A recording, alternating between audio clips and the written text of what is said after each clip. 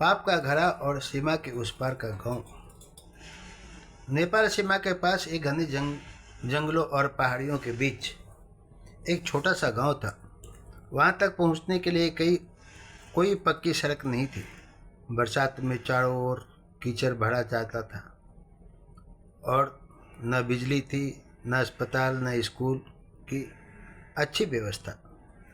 नदी पार करके खेतों और जंगलों के रास्ते चलकर ही लोग उस गांव तक पहुंच पाते थे। गांव के लोग गरीब थे लेकिन मेहनती थे। सुबह सूरज उगने से पहले खेतों में चले जाते और शाम को लौटकर अपने परिवार के साथ सुख दुख बांटते थे। उनके पास धन कम पर मन का धन बहुत था। उसी गांव में एक ऐसा व्यक्ति भी रहता था जिसे धीरे धीरे बहुत प्रभावशाली हो गया। गांव में कोई सरकारी अधिकारी नहीं आता था, पुलिस भी महीनों तक दिखाई नहीं देती थी। इस कारण वह व्यक्ति अपने आप को गांव का मालिक समझने लगा। शुरुआत में वह लोगों की छोटी मोटी मदद करता था। कभी किसी को बीज दे देता, कभी किसी को पैसे उधार दे देता। लोग उसका सम्मान करने लगे, लेकिन सम्मान मिलते ही उसके अंदर अहंकार पैदा हो गया। धीरे धीरे उसने लोगों की मजबूरी का फायदा उठाना शुरू कर दिया। किसी किसान की फसल अच्छी होती तो वह हिस्सा मांग लेता, किसी गरीब की जमीन पसंद आ जाती तो दबाव बना देता, किसी विधवा के घर का अनाज उठा लेता, कोई विरोध करता तो उसे धमकाता। गांव के लोग डर के कारण चुप रहते थे। वह सोचता था कि दुनिया में उससे बड़ा कोई नहीं है। उसे लगता था कि उसका कुछ नहीं बिगड़ सकता है। हर दिन उसका अत्याचार बढ़ता जा रहा था। एक दिन गांव के एक बूढ़े ने उससे कहा, बेटा, दूसरों का हक मत मारो, भगवान की लाठी में आवाज़ नहीं होती है। वह हंस पड़ा। उसने कहा, मैंने बहुत लोगों का बुरा किया है, मेरा क्या बिगाड़ लिया है भगवान?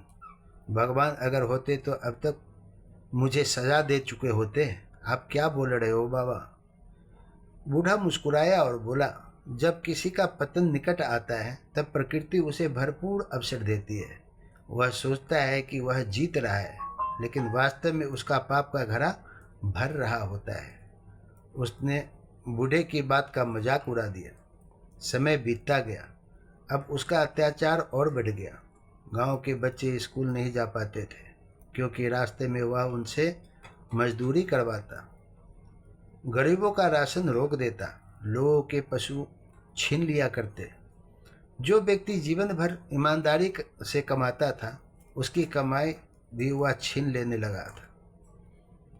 लेकिन प्रकृति सब देखती रहती है। एक वर्ष गांव में भयंकर बारिश हुई।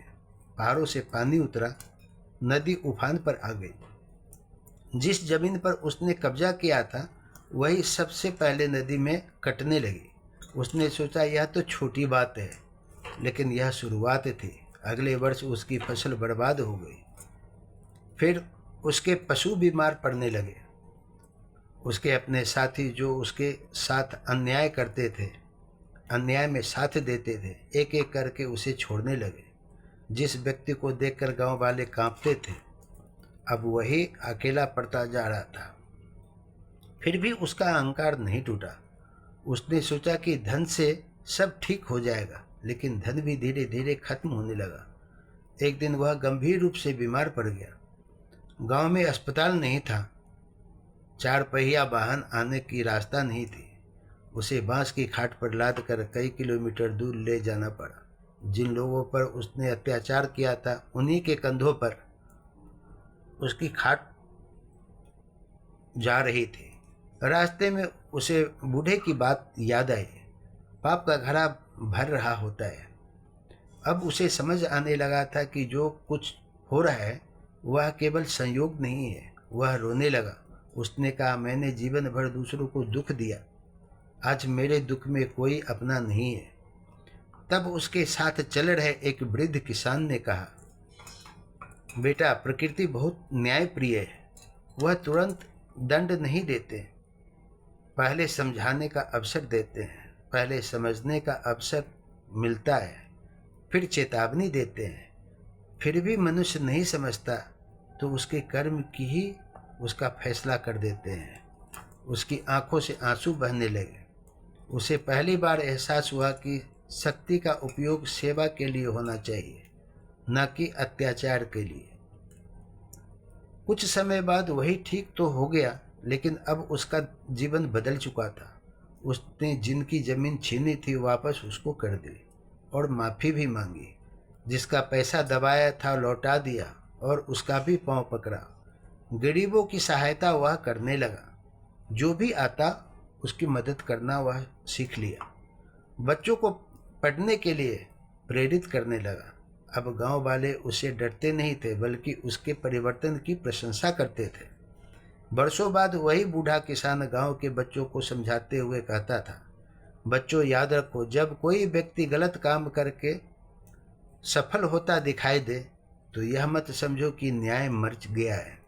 प्रकृति कभी अन्याय को अस्थायी विजय नहीं देती। पाप का फल देर से मिलता है, लेकिन मिलता अवश्य है।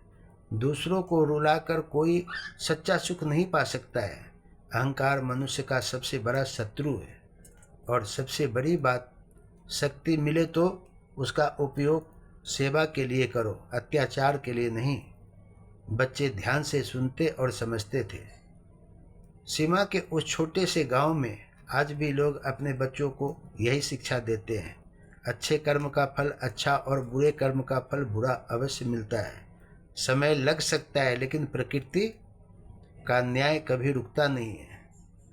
किसी की मजबूरी का फायदा कभी नहीं उठाओ। शक्ति और पद मिलने पर विनम्र बने रहो। दूसरों की सहायता करो, उन्हें कष्ट न दो। बुरे कर्मों का परिणाम देर से मिलता है, लेकिन अवश्य मिलता है। सच्ची सफलता वही है जिसमें किसी का हक न मारा जाए और सबका भला हो।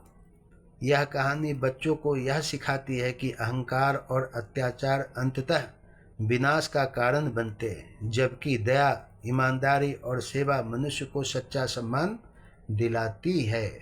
अगर अच्छी लगी हो तो बच्चों को भी बैठा कर सिखाइएगा, सुनाइएगा, परिवार में भी बातें कीजिएगा, अपने दोस्त, अपने सगा संबंधी को भी शेयर कीजिएगा, लाइक कीजिएगा, सब्सक्राइब कीजिएगा। धन्यवाद।